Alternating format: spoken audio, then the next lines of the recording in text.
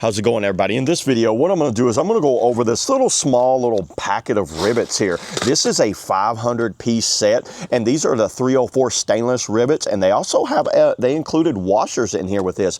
What I'm going to be doing today is I'm going to be doing some fixing up on the siding on this metal building here, and a lot of times you can't access the inside, so that's where a rivet comes in handy. And let me just go over what all you get with this. So you get 100 pieces of the small washers, 60 of a 0.8 washer, and 90 of a 1-inch washer, which is these right here. I don't think it's an inch. I didn't mean to say an inch, but this is the sizing.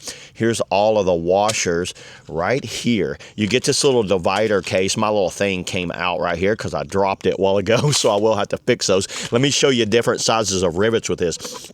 So I've got a kind of a standard rivet style gun here that can fit up to larger ones like this. See, there's the larger rivet right there, and that goes in there like that. And then here's the smaller rivets right here. So there's all different sizes of rivets. Let me go ahead and pull one and see how well they pull. Those larger ones will fit down in there like that. So let me show you one of the larger ones. Basically, you know what? If you've ever used a rivet gun, there's other ways of doing it. You see, oh, these things work great. Once you pull it up, see how you can keep tightening it down? Oh yeah, that's getting tight.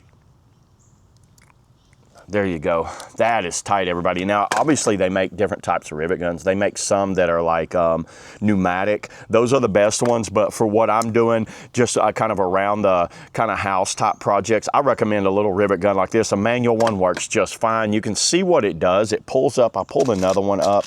It grabs a hold of it right here, and it just pulls the ball up through there. And now, if you had a washer on it, this washer would actually kind of keep it from popping out right there. I don't see any issues with these at all. I've used them already on several little projects, and they've worked extremely well for me. And this is something I recommend for every toolkit, especially if you're doing any type of gutter work or siding or things like that, where you have to kind of get down, where you can't access the backside and put a nut on there, or you just want to make it look a little cleaner with some rivets. So yeah, there it is, everybody. That's all I got on the stainless steel, 500-piece rivet kit. See you all in the next video.